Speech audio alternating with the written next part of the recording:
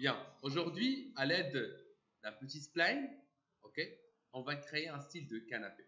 Pour cette raison, on va sélectionner la fenêtre de left, ok, Alt W. Et par la suite, je vais programmer la scène. Pour cette raison, comme vous savez, il y a le bouton gauche pour activer le Snap Toggle et le désactiver. Il y a le bouton droit pour le programmer. En mode Grid Point, Home Grid, je vais spécifier une valeur de 10 cm. C'est bon? Supposons que c'est la première fois que vous utilisez 3D Max, vous êtes dans l'obligation de cliquer sur Customize, Unit Setup. Et ici, vous sélectionnez le centimètre. Autre chose, durant le zoom et avant de commencer, vérifiez l'état de la grille. Il faut que vous observez ici 10 cm. Comment? Parfois, quand vous dézoomez, vous allez retrouver la valeur multipliée par 10. Ok? Donc, bien. Je clique sur les lignes, non pas les géométries. Line. Je clique sur Line. Maintenant, on a l'accrochage qui est activé. Je sais qu'il y a 10 cm entre chaque point de la grille. 10, 20, 30, 40, 50 et 60. J'insère le premier point. Et par la suite, je pose vers le haut sans cliquer. Et je pose vers la droite avec deux rectangles. C'est-à-dire il y a 10 cm aussi. Je clique et je maintiens. Fais attention. Je clique et je maintiens. 10 cm, 20 cm. C'est-à-dire on a un rayon de 10 cm ici. Et par la suite, je crée un petit point. C'est la symétrie entre la droite et la gauche. C'est bon? Et pour arrêter ou s'arrêter, cliquez sur le bouton droit. Alt W. Maintenant, l'accrochage qu'on retrouve ici, c'est juste pour créer la ligne. Je vais désactiver l'accrochage. Je prends bien sûr l'outil Select and Move. Et je sélectionne mon objet. Avec cette manière ou avec la sélection. Je clique sur Modify. Il y a beaucoup de détails aujourd'hui. Faites attention. Je clique sur Modify. J'active la fenêtre Rendering. Enable, c'est activé dans le rendu et activé in Viewport. Activé in Render, activé in Viewport. Comme vous voyez, l'objet est circulaire parce qu'on est en mode radial, in Render. S'il vous plaît, si vous retrouvez des difficultés au niveau des fenêtres, vous pouvez tout fermer, cliquez sur le bouton droit Close All.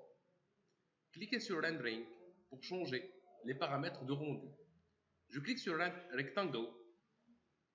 Donc, il y a radial et rectangle. Par la suite, s'il vous plaît, activez les 4 fenêtres. Et vous allez savoir pourquoi. Ici, on a la longueur. Dans la longueur, je vais spécifier une valeur de 100 cm. On va faire une valeur standard pour tout le monde. Ici, un weight qui est très important. Peut-être que vous allez me dire, monsieur, quand est-ce que je dois s'arrêter?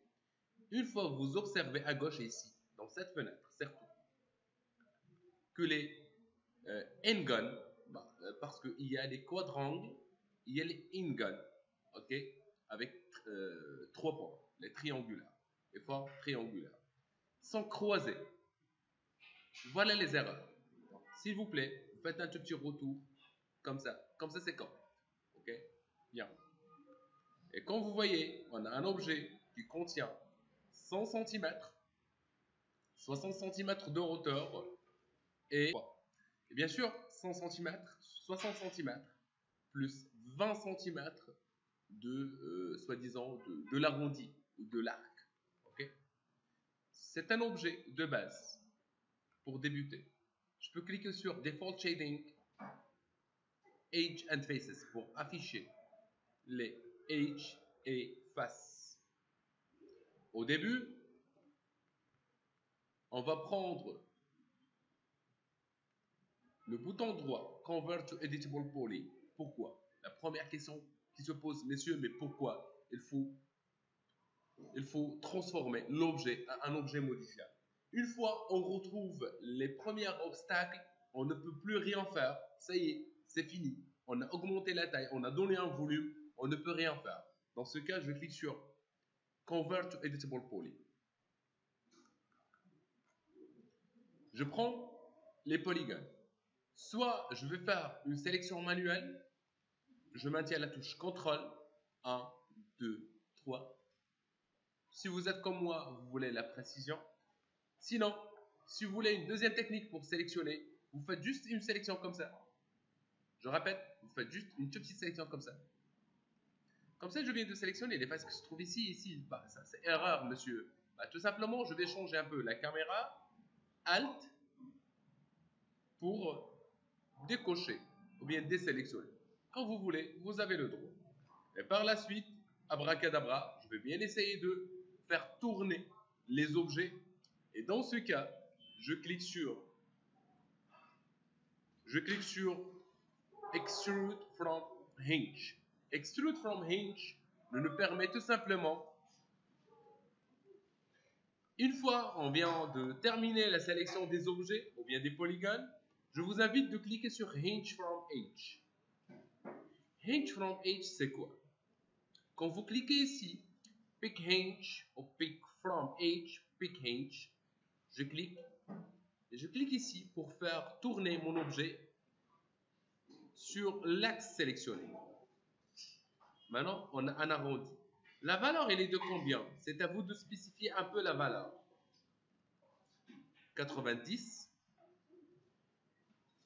avec 1 ou 2 ou 3. Donc, je vous invite de sélectionner juste 2 splines. Et par la suite, je vais extruder, cette fois avec une valeur de 200 cm. La même chose, on va hinge from edge, une deuxième fois. Attention, ne t'inquiète surtout pas. Il faut cliquer sur le point de changer la ligne, celle-ci, avec une valeur de 90 et avec 2 segments. Extrude une deuxième fois, cette fois avec 100, comme on a fait la première fois. Et voilà. Par la suite, qu'est-ce que je vais faire? Donc, je prends par exemple les faces qui se trouvent ici. En maintenant la touche CTRL. Mademoiselle, silence.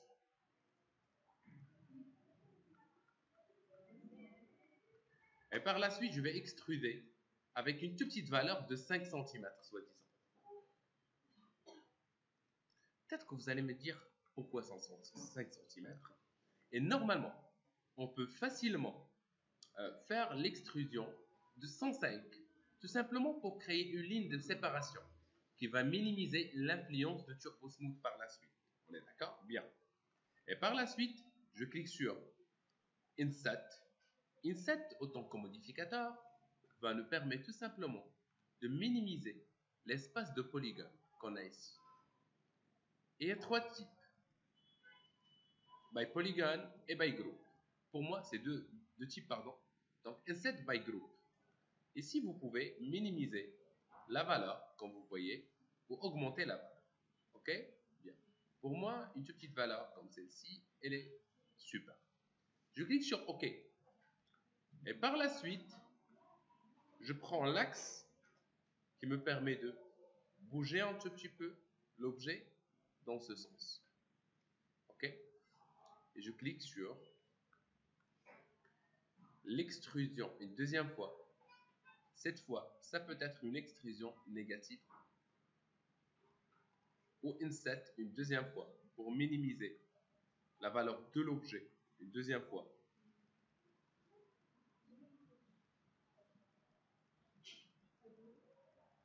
Une toute petite valeur.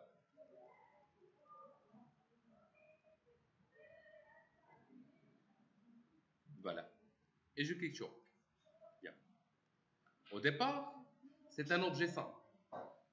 Soi-disant que je veux insérer le Turbo Smooth. C'est déconseillé. Je vous rappelle, c'est déconseillé actuellement.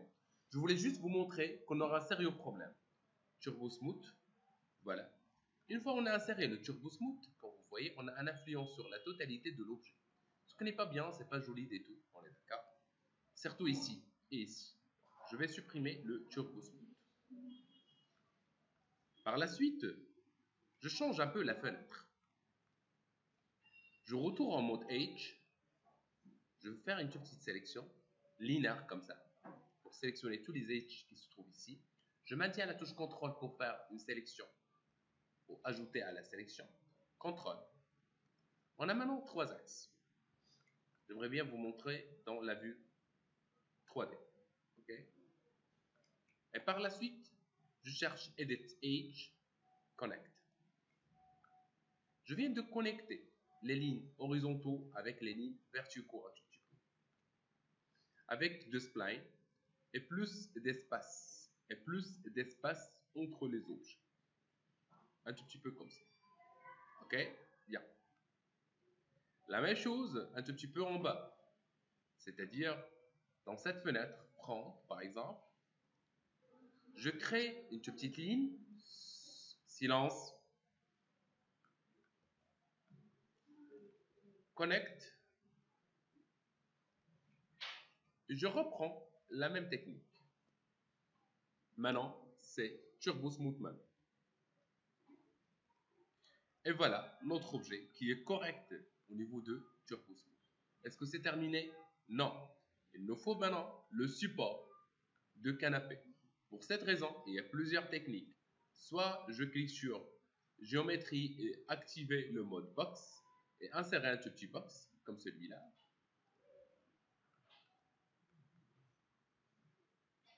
Okay. Peut-être si vous me posez la question concernant les valeurs, s'il vous plaît, il suffit juste de cliquer sur Modify. Ici, vous pouvez spécifier la valeur que vous voulez selon le besoin. 200, 100 provisoire, on est d'accord. Et ben voilà notre support.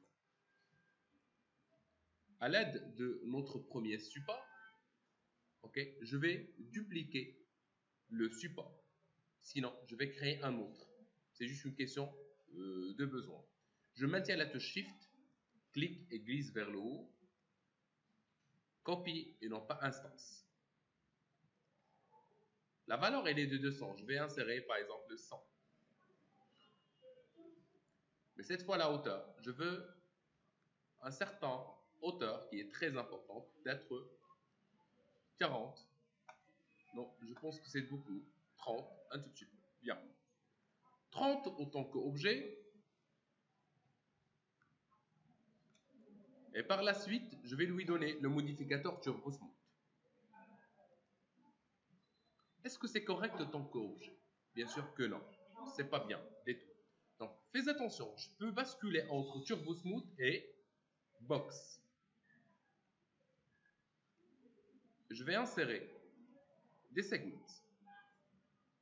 C'est juste des segments qui me permet d'obtenir ce type de forme. Bien. Aussi, je peux cliquer sur Isolate Selection. Isoler la sélection me permet de observer l'objet tout seul. Une fois c'est terminé, je clique sur le bouton droit Convert to Editable Poly. Je clique aussi sur H pour sélectionner un H comme celui-là en mode loop qui me permet de sélectionner la totalité des H qui se trouvent dans le même centre. Je vais chanfreiner, je clique sur chamfer qui va dupliquer normalement la ligne avec une valeur, une petite valeur de 0,5 soi-disant. Ok. Et ici, c'est le nombre de segments. Je veux vraiment un 0. Parce que 1, ça va me donner, pardon, 1, ça va me donner, bien sûr, un segment. Je veux le vide. Je clique sur OK. Je maintiens la touche Shift, fais attention, et je clique sur Polygon. Ce qui crée une sélection sur la totalité des edges, des faces. Et je vais extruder ou bien biveler, quand vous voulez.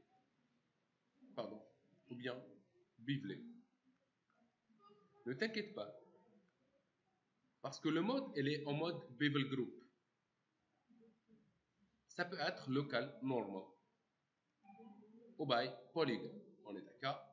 Je vais sélectionner local by normal. La valeur, elle est positive. Ça peut être une valeur négative. La valeur qui est négative. Et vous pouvez, quand vous voyez, voir ce qui se passe. Quand je bascule, je peux augmenter l'espace vers l'extérieur ou vers l'intérieur pour qu'il soit sous forme de couture. D'accord? Et je clique sur OK. Maintenant, si j'applique le Turbo Smooth, ça va me donner quelque chose qui est comme ça. C'est hyper correct et hyper naturel. On est d'accord? Vous pouvez refaire l'opération plusieurs fois si vous voulez. Vous pouvez juste retourner en mode H. Je répète l'opération une deuxième fois, je pense qu'elle est très intéressante.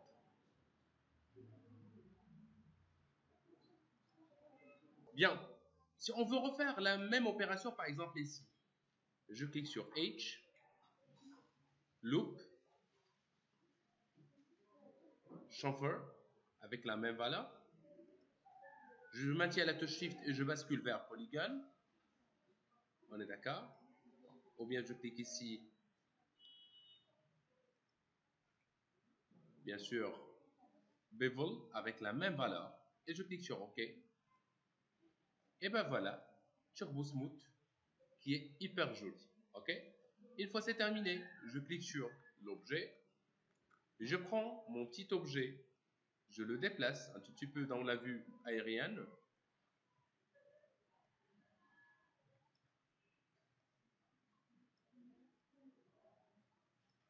Et je peux le dupliquer en maintenant la touche Shift, glisse, copy, instance cette fois. Et ben voilà, votre objet qui est de base. On est d'accord? Allons-y, on commence.